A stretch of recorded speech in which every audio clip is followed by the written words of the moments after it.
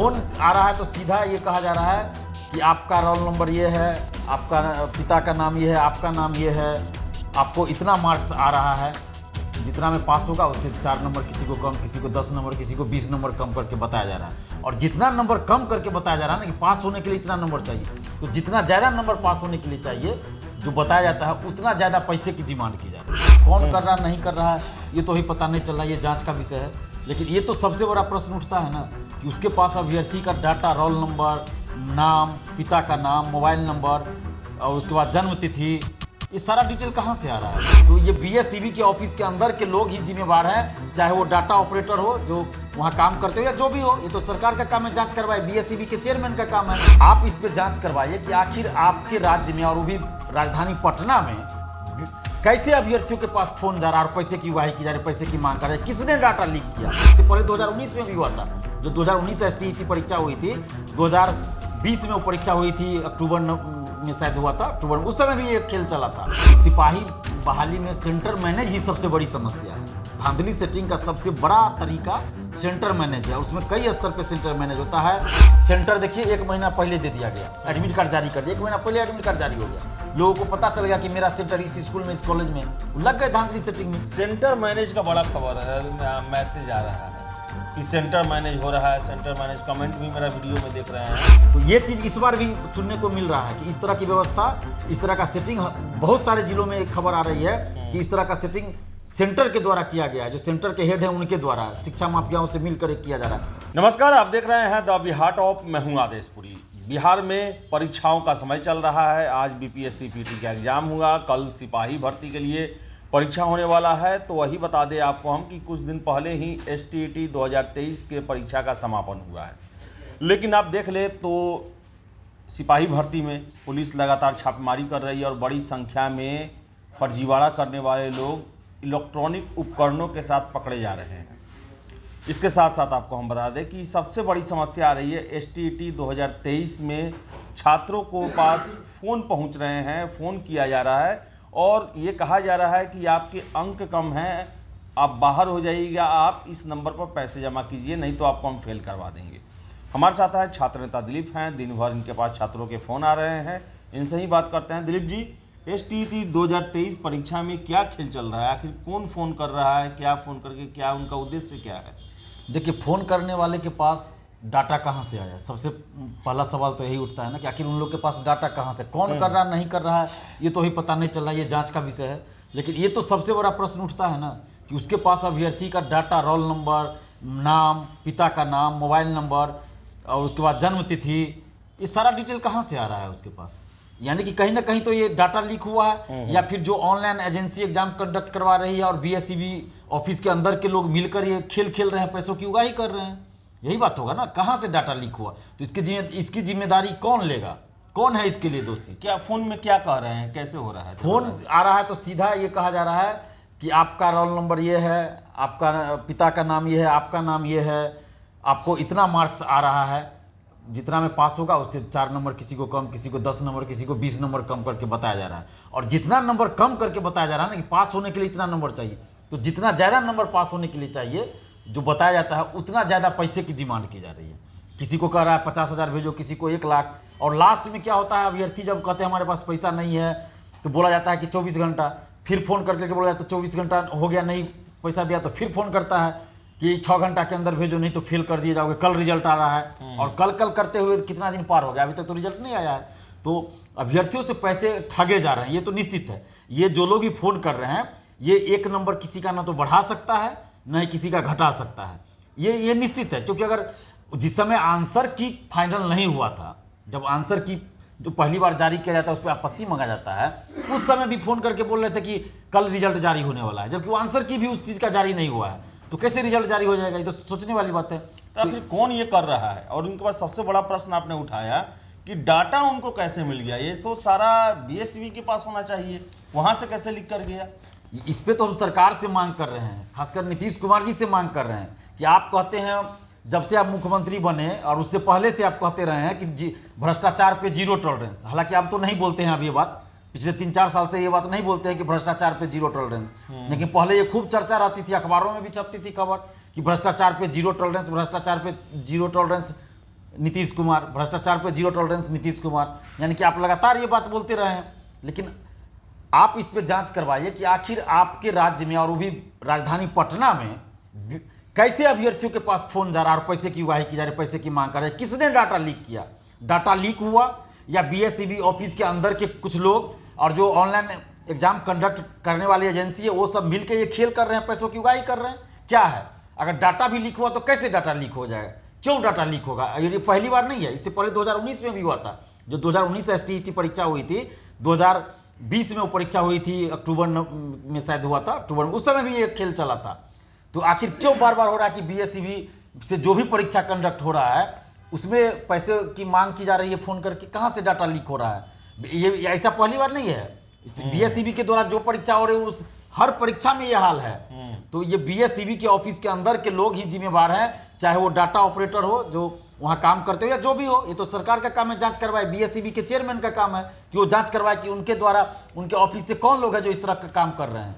और सीधा बोला जाता है कि बीएसईबी ऑफिस से हम फलना बोल रहे हैं, हम चिल्ला बोल रहे हैं। अभी तक तो लगता है कि 100 से ऊपर नंबर से कॉल आ चुका है अभ्यर्थियों को, अलग अलग नंबर से कॉल आता है। मेरे पास लगता है 200-300 अभ्यर्थी फोन कर दिए होंगे कि हम परेशान हो गए। डराया जाता है लास्ट में कि 2 घंटा के अंदर पैसा भेजो नहीं तो फेल कर देंगे, हमारे हाथ में तुम्हारा सब कुछ है, हमको चढ़ाना है मार्क्स, 2 घंटा के अंदर में भेजो। लास्ट में इतना तक हो जाता है कि 1 लाख रुपया से आते थे 5,000 पे आ जाता है कि 5,000 भेजो, नहीं तो लास्ट में 500 पे भी आ जाता है कि 500 भी भेजो नहीं तो फेल कर देंगे। अब बताए अभ्यर्थी, उसमें से बहुत सारे अभ्यर्थी होंगे जो डर के पैसा भी दे रहे होंगे।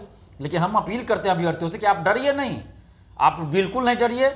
और जो भी इस तरह से फोन करे उसको 1 रुपया नहीं दीजिए। और उसकी सूचना जो फोन करता हो उस नंबर के बारे में बताइए कि आपको फोन आ रहा है तो 1930 नंबर पे फोन करके बताइए संबंधित थाना को, या फिर अपने जिला के एसपी को फोन करके बोलिए, गूगल से नंबर सर्च करके निकालिए, बोलिए कि इस तरह से ठगी की जा रही है। जब बिहार सरकार ने गाइडलाइन जारी किया, पुलिस मुख्यालय ने गाइडलाइन जारी किया है कि भाई आप सूचना दीजिए, तो आप डरिए मत, आप सूचना दीजिए पुलिस को। और 1930 जो नंबर दिया गया कि उस पर कॉल करना है, तो अब बहुत सारे अभ्यर्थी हमें ये बता रहे हैं कि 1930 पे फोन करते हैं तो फोन नहीं लगता है, फोन लगता है तो रिंग होते रहता है, उठाते नहीं है कोई।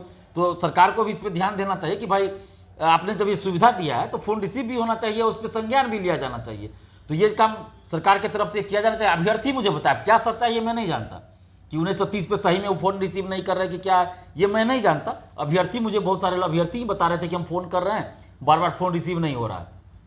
तो इस पर भी सरकार को देखना चाहिए कि जिनको भी ये जिम्मेवारी दी गई होगी फोन रिसीव करने का, तो उन पर थोड़ा देखे कि भाई फोन रिसीव कीजिए, संज्ञान लीजिए, क्योंकि हजारों अभ्यर्थी परेशान। दिलीप जी, कल से सिपाही की भी भर्ती परीक्षा है, 2-3 दिन कार्रवाई चली, पुलिस बहुत सारे सेक्टरों को गिरफ्तार की है। क्या लगता है कल की परीक्षा में पूरी तरह से जितना इसमें फर्जीवाड़ा करने वाले जैसे जैसे तैयारी किए हुए हैं, क्या लगता है उनका मनोबल टूटा होगा? देखिए, मनोबल तो निश्चित रूप से टूटा है, इसमें कोई दो राय नहीं है। पुलिस ने जिस तरह से छापेमारी किया है, और हम धन्यवाद देते हैं बिहार पुलिस को और बिहार सरकार को भी कि हम लोग जो लगातार मुद्दा उठा रहे थे तो उस पर संज्ञान लिया गया और जिलों में छापेमारी की गई, जिसमें कई लोग पकड़े गए हैं। आज भी कहीं पकड़ा गया, आज भी हम कहीं देख रहे थे, कहीं चल रहा था कि आज भी कहीं पे छापामारी हुई है, उसमें बहुत सारे लोग पकड़े गए हैं। कैमूर में या कहीं हुआ है, उसमें ब्लूटूथ, जैमर, क्या क्या सब पकड़ा गया है, डिवाइस सब, वॉकी टॉकी वगैरह वगैरह जो होता है, एडमिट कार्ड, ये सब अभ्यर्थी का पकड़ा गया। आज भी ये चीज़ हुआ है। और बिहार के सभी जिलों में पुलिस सक्रिय है, यहाँ तक कि इंटेलिजेंस भी सक्रिय है, सीआईडी भी सक्रिय है। मतलब सरकार के पास जो भी तंत्र है सभी, और ऐसा पहली बार हो रहा है कि किसी परीक्षा से पहले इस तरह की छापेमारी हो रही है और इस तरह से पूरा पुलिस एक्टिव है। लेकिन सीएसबीसी क्या कर रही है? सवाल सीएसबीसी पे उठता है। बिहार पुलिस तो काम कर रही है, लेकिन सीएसबीसी क्या कर रही है? हम बार बार ये कह रहे थे कि होम सेंटर नहीं दीजिए, गिरिडीह जिला में सेंटर मत दीजिए, लेकिन सीएसबीसी ने नहीं माना, मनमानी करना है। अब देखिए उसी का परिणाम, ये दुष्परिणाम हो रहा है ये सब। अगर गिरिडीह जिला के अगल बगल जिला में सेंटर दिया जाता तो आज जिस तरह का मनोबल इन लोग का शिक्षा माफिया का बढ़ा नहीं बढ़ा रहता। उसमें भी सेंटर देखिए 1 महीना पहले दे दिया गया, एडमिट कार्ड जारी कर दिया, 1 महीना पहले एडमिट कार्ड जारी हो गया। लोगों को पता चल गया कि मेरा सेंटर इस स्कूल में, इस कॉलेज में, लग गए धांधली सेटिंग में। सेंटर मैनेज का बड़ा खबर मैसेज आ रहा है कि सेंटर मैनेज हो रहा है, सेंटर मैनेज। कमेंट भी मेरा वीडियो में देख रहे हैं तो उसमें लोग कर रहे हैं कि सेंटर मैनेज हो रहा है इस जिला में, इस जिला में। हर एक जिला से तो कुछ ना कुछ खबर ही आ रहा है कमेंट में। देखिए, सिपाही बहाली में सेंटर मैनेज ही सबसे बड़ी समस्या है। धांधली सेटिंग का सबसे बड़ा तरीका सेंटर मैनेज है, और उसमें कई स्तर पे सेंटर मैनेज होता है। एक तो सेंटर मैनेज कर लिया, वहाँ मान लीजिए जो पैसा दिया होगा उस अभ्यर्थी को ये वॉकी टॉकी क्या क्या जो पकड़ाया है उस सब से उसको बाहर से जवाब मिलते रहेगा। एक होता है कि उसको आंसर भेजा जाएगा लिख के, जैसे मैट्रिक इंटर में भेजा जाता था ना, वैसे भेजा जाएगा आंसर 1 घंटा के बाद, आधा घंटा के बाद। वो जो भी स्टाफ रहेंगे, उन पैसा दिया रहेगा, सेटिंग रहेगा, वो आंसर भेजते रहेंगे उसको, जा जाके हाथ में चुपचाप देते रहेंगे, वो अपना आंसर सॉल्व करते रहेगा। तो ये चीज़ इस बार भी सुनने को मिल रहा है कि इस तरह की व्यवस्था, इस तरह का सेटिंग बहुत सारे जिलों में एक खबर आ रही है कि इस तरह का सेटिंग सेंटर के द्वारा किया गया है, जो सेंटर के हेड हैं उनके द्वारा शिक्षा माफियाओं से मिलकर किया जा रहा है। तो सरकार को चाहिए इस पे कि संज्ञान ले, और सीएसबीसी को चाहिए कि हम तो पहले से मांग कर रहे हैं कि सीसीटीवी कैमरा हर रूम में लगवाइए, निगरानी कीजिए कि कोई अगर चीट पुर्जा पहुंचाएगा तो सीसीटीवी कैमरा में तो दिखेगा ना, वीडियोग्राफी कराइए हर स्टूडेंट्स का, बायोमेट्रिक लीजिए, मेटल डिटेक्टर से चेक करवाइए, कोई ब्लूटूथ या एंटी जमर ब्लूटूथ हो या कोई भी डिवाइस हो लेके अंदर ना जाए। चप्पल जूता आप एग्जाम रूम से बाहर खुलवा दीजिए, बरामदा पे, कोई ठंडा का समय नहीं है, बाहर खुलवा दीजिए, क्योंकि जूता चप्पल में ही सबसे ज़्यादा ये हो रहा है कि डिवाइस लगा के लोग जा रहे हैं सेटिंग करने। और अभ्यर्थियों से भी अपील करेंगे कि आप भी किसी लालच में मत फंसिए, झांसे में मत आइए, पकड़े जाइएगा, जेल जाइएगा, 5 साल के लिए प्रतिबंधित होइएगा। और सरकार से भी हम ये मांग कर रहे हैं कि सरकार से हम बार बार ये मांग कर रहे हैं कि पारदर्शिता लाइए, सीएसबीसी से मांग कर रहे हैं, पारदर्शिता क्यों नहीं ला रही है सीएसबीसी, क्या आपत्ति है उनको, क्यों नहीं वो क्वेश्चन बुकलेट परीक्षा समाप्ति बाद परीक्षार्थियों को देती है, क्यों नहीं ओएमआर शीट का कार्बन कॉपी देती है। अगर कार्बन कॉपी नहीं दे रहे तो ऑनलाइन जारी कर दीजिए, परीक्षा के बाद बीपीएससी में जारी किया जाता है ना, ओएमआर शीट मेंस की कॉपी ऑनलाइन जारी होता है। तो सीएसबीसी क्यों नहीं ऐसा कर सकती है। उसके बाद आप आंसर की जारी कीजिए, परीक्षा के बाद आप 10 दिन में या 1 सप्ताह में जब भी आपको आंसर की जारी कीजिए। जब एसटीईटी में आंसर की जारी किया गया 50 से ज़्यादा आंसर गलत थे, जब जारी किया गया तब 50 से अधिक गलत है। और जहां जारी ही नहीं किया जा रहा आंसर, तो क्या पता क्या हो रहा है, नहीं हो रहा है अंदर से। तो आंसर की जारी होना चाहिए, और रिजल्ट जब आए तो कट ऑफ सभी का मार्क्स जारी होना चाहिए। ये चीज़ एकदम होना चाहिए, क्या आपत्ति है ऐसा करने में। और अभी जो बीपीएससी के द्वारा जो व्यवस्था की गई है परीक्षा कंडक्ट कराने के दरमियान, परीक्षा के बाद भी, वो सारी व्यवस्था को सीएसबीसी को भी लागू करना चाहिए। हम लोग चाहते हैं कि हमको प्रशंसा करने का मौका मिले, और सीएसबीसी हमको ये मौका दे। जिस तरह बीपीएससी की प्रशंसा हम करते हैं, उसी तरह सीएसबीसी की भी प्रशंसा करे, तारीफ करे। हमको किसी का बुराई करने का शौक नहीं है। अब बहुत बुरा लगता है हमको, किसी के बारे में अगर बुराई करते हैं तो हमको बुरा लगता है, लेकिन ये लोग मजबूर कर रहे हैं, ये लोग पारदर्शिता नहीं ला रहे, तो हमको बोलना पड़ता है इनके विरोध में। अगर ये ला दे पारदर्शिता, हम तारीफ करेंगे। हम तो बार बार ये मांग कर रहे हैं। और कल की जो परीक्षा है 1 अक्टूबर को, उसके बाद 7 अक्टूबर, फिर 15 अक्टूबर, तो इस पे अभ्यर्थियों से भी अपील करेंगे कि किसी तरह के अफवाह पे ध्यान न दें, ना ही आप किसी तरह का अफवाह फैलाइए, और ना ही अफवाह पे ध्यान दीजिए। आप अपनी ईमानदारी पे भरोसा रखिए, अपनी पढ़ाई पे भरोसा रखिए, और एग्जाम दीजिए। हाँ, आपको कहीं गड़बड़ी लगे तो आप किसी से उलझिए नहीं, आप उसकी सूचना सेंटर पे अगर हो रही तो वहाँ पे जो मौजूद हो, जो वीक्षक होंगे उनको दीजिए। आप बाहर निकलिए, या सेंटर पे जाने से पहले कुछ पता हो तो पुलिस को सूचित कीजिए आप। ये सबसे आसान तरीका ये है कि आप पुलिस को सूचित करिए, और वो अपने जिला के एसपी का नंबर रखिए, आप तुरंत एसपी को फोन करके सूचना दीजिए। आप गूगल से नंबर सर्च कर लीजिए। ये चीज़ आपको करना पड़ेगा अभ्यर्थियों को। आपको डरने की जरूरत नहीं है, क्योंकि आप गलत नहीं कर रहे हैं, आप गलत का विरोध कर रहे हैं, आप सरकार को मदद कर रहे हैं, आप सरकार को सूचना दे रहे थे। आपके ऊपर क्यों कार्रवाई होगी, नहीं होगी। बहुत सारे अभ्यर्थी डर जाते हैं, हमारे पास फ़ोन करते हैं, बोलते हैं कि दिलीप सर जो ऐसे ऐसे हमको पता चला। हम बोलते हैं कि आप अपने जिला के एसपी को बोल दीजिए, फ़ोन करके बोलिए, या व्हाट्सअप कर दीजिए, नंबर सर्च कर लीजिए। वो डर जाते हैं, बोलते हैं नहीं हमसे पूछताछ होगा, हम ही को बुला लिया जाएगा, हम नहीं जाएंगे। तो फिर हमको व्हाट्सअप कर देते हैं। तो ये अभ्यर्थियों को भी सोचना होगा, आपको डरने की जरूरत नहीं है। आपका नाम गुप्त रखा जाएगा। आप जहां भी फोन कीजिए पुलिस प्रशासन को, आप बोल दीजिए हमारा नाम कहीं नहीं आना चाहिए। तो कहीं नहीं आएगा, क्यों आएगा नाम आपका, नहीं आएगा। और जो भी संबंधित प्रशासन के लोग हैं उनको भी ये चीज़ थोड़ा ध्यान रखना चाहिए कि बहुत जगह से फ़ोन ऐसा आता है कि उन्हीं से थोड़ा होता है कभी कभी इस तरह से। तो अभ्यर्थियों पे भी ये करना चाहिए कि जब कोई आपको सूचना दे रहे हैं तो उनके बारे में भी आप सोचें कि उनका नाम गुप्त रहे, ताकि उनको भी कोई समस्या आगे न हो। इस चीज़ का ध्यान रखना चाहिए। और जिस तरह की कार्रवाई पुलिस ने किया है कुछ जिलों में, वही कार्रवाई हर जिले में ज़रूरत है। और इसके लिए सरकार को भी चाहिए कि एक गाइडलाइन जारी करे और एक नियम बनाए, कठोर कानून बनाए शिक्षा माफियाओं के खिलाफ। ये सबसे ज़्यादा ज़रूरत है। हम बार बार करें कि आप 10 साल की सजा का प्रावधान कीजिए, क्यों नहीं सरकार कर रही है। आप कोई सरकारी नौकरी में तो उसकी नौकरी पहले खत्म हो, बर्खास्त हो नौकरी से, और स्पीडी ट्रायल किया जाए। हालांकि पुलिस मुख्यालय के द्वारा कहा गया है कि जो भी इस मामले में पकड़े जाएंगे स्पीडी ट्रायल करके उसको सजा दिलाई जाएगी। तो ये बहुत अच्छी बात है। हम लगातार 4-5 साल से मांग कर रहे हैं कि स्पीडी ट्रायल करके आप उसको जल्द सजा दिलवाइए। नहीं तो होता क्या है, 2 महीना 4 महीना में बेल मिल जाता है, वो बाहर आ गया जेल से, उसके बाद आराम फरमाते रहता है। तो इसलिए स्पीडी ट्रायल कराकर अगर उनको सजा दिलाई जाती है, बहुत अच्छा कदम उठाया बिहार पुलिस ने, हम धन्यवाद देते हैं। लेकिन इसके साथ भी सरकार को चाहिए कि एक सख्त कानून बनाए, क्योंकि बिहार पुलिस कानून नहीं बना सकती है ना, कानून बनाना सरकार का काम है। केंद्र सरकार को भी इससे संबंधित कानून बनाना चाहिए जो पूरे देश पे भी लागू हो।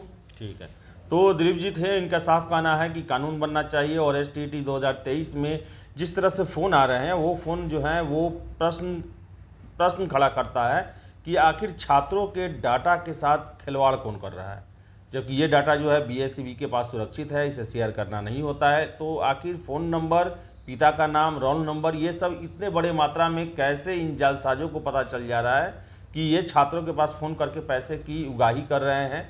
इसके साथ साथ सिपाही भर्ती को लेकर जो है वो कल एग्ज़ाम है, किसी भी बहकावे में आपको नहीं आना है और कोई भी ऐसा झांसा देने की कोशिश करे तो पुलिस को ज़रूर इन्फॉर्म करें। तो फिलहाल इस वीडियो में इतना ही। वीडियो पसंद आया लाइक शेयर करें, हमारे चैनल द बिहार टॉप को सब्सक्राइब जरूर कर लें। धन्यवाद।